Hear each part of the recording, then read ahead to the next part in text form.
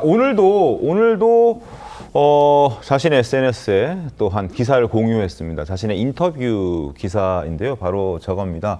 사면 반대하신 48% 국민에게 저의 조국의 정치적 효능을 입증하겠다. 내년 6월 선거에서 국민 심판을 피하지 않겠다. 라고 이야기를 했습니다. 일종의 자신감이겠죠. 나 잘하는 사람이야. 내가 사면을 받을 만한 이유가 있었다는 것을 나를 반대한 사람 포함해서 내가 사면을 받을 수 있었던 이유를 내년 6월 선거에서 보여주겠다라는 겁니다. 근데 내년 6월 선거는 지방선거인데 국회의원 보궐선거도 함께 열립니다. 구체적으로 어디에 나가겠다는 건지는 아직 밝히진 않았어요. 내년 6월 선거라고만 얘기를 했고 내년 6월 지방선거라는 표현도 그리고 내년 6월 재보궐선거라는 표현도 없습니다. 그러니까 내년 6월 선거에 나가겠다라는 것. 아직까지 고민하고 있는 거죠. 뭐 인천 계양을이라든지 아니면은 또 다른 또 충청권의 또 비서실장이 지금 자리를 비운 공석이 된 그 자리라든지 아니면은 뭐 서울시장, 부산시장 여러 가지 경우의 수들이 있을 텐데 어쨌든 사면 반대하신 48%의 국민에게 자신의 정치적 효능을 입증하겠다라는 강한 자신감을 보여줬습니다. 구자룡 변호사님 어떻게 보셨습니까? 근데 뭐 정치인은 항상 저런 식으로 블러핑 해야죠. 그래야지 자신에 대해서 뭐 새가 보일 수 있는 기회라도 있으니까. 근데 앞으로 쉽지 않을 거다 이런 생각을 합니다. 어떤 큰 이슈가 생길 때 내부의 그런 갈등이나 이런 거에 대해서 세세하게 정리가 안 된 상태에서도 그냥 밀고 나갈 수 있어요. 뭐 네. 중국도 국공합작도 하잖아요. 지구인들끼리 막 싸우다가도 화해하지 않았는데도 외계인 침공하면 또 합세해서 싸우잖아요. 근데 그런 식으로 윤 대통령에 대한 반감의 반사 이익을 지난 총선 때 얻었다. 네. 그리고 그거는 이미 끝났다라고 생각을 하거든요. 국민들께서는 그러면 정치인 조국 당신에 대해서 나는 이제 재평가를 하겠다. 네. 평가를 받기 위해서는 자신의 범죄에 대해서 명확한 입장 끝맺음이 있어야 되는데 지금도 안 하고 있거든요.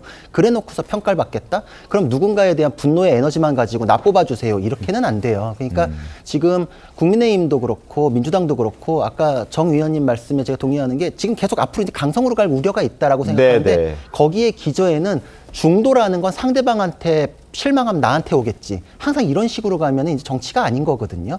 계속 극단적인 주장만 나오고 극단 세력만 또 영합하려고 그러는데 국민 위한 정치를 할 수가 없는 건데 거기에 또 한 축이 조국이다. 저는 그렇게 생각을 해요. 그래서 자기 정치 뭐 하겠다는 거죠? 뭘 어떻게 하겠다는 비전이나 이런 거 없이 뭐 검찰 개혁. 근데 검찰 개혁이 이제 지금 거의 다 돼가고 있고 네. 검찰 악마화도 이제 거의 다 끝나요. 다 정권 쥐고 있는데 검찰 악마라는 게 국민에게 메시지가 될 수 없거든요.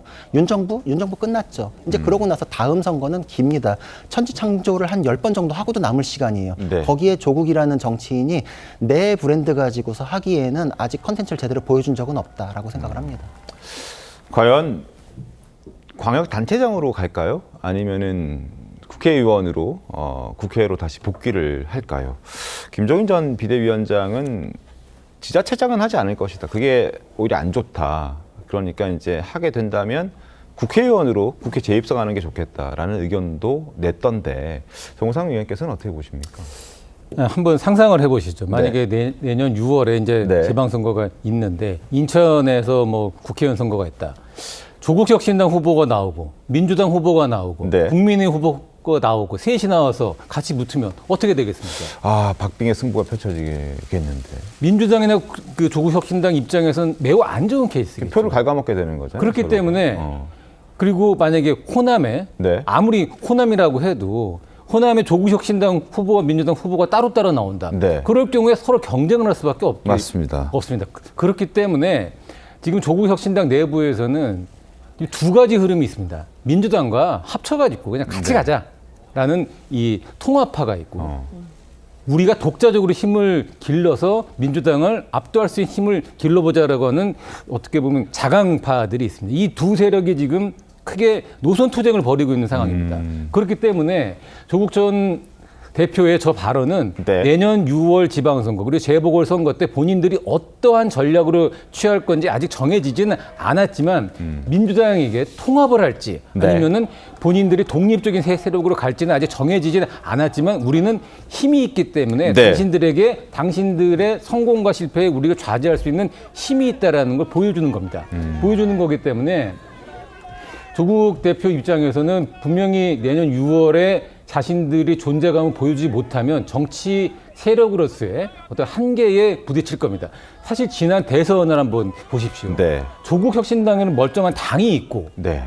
민주당이라는 당이 있는데 조국 혁신당은 자기 당의 후보를 못 내고 민주당에서 낸 이재명 후보의 박수부대 역할을 했단 말이죠. 원래 정상적인 이 정당 국가에서는 이런 일은 사실상 별로 바람직하지 않은 현상이에요. 근데 지난 대선 때 열심히 그렇게 선거운동을 해준 대가로 이번에 사면을 받았던 겁니다. 근데 아마 이런 연합은, 이런 네. 기형적인 형태의 어떤 선거 연합은 다음 지방선거, 재보궐선거 때부터는 아마 없을 거라고 저는 생각합니다. 알겠습니다. 그렇기 때문에 그 전에 합치든지 아니면은 독자적인 세력으로 경쟁을 하든지 이 흐름이 어떻게 갈지를 유심하게 지켜볼 필요가 있습니다.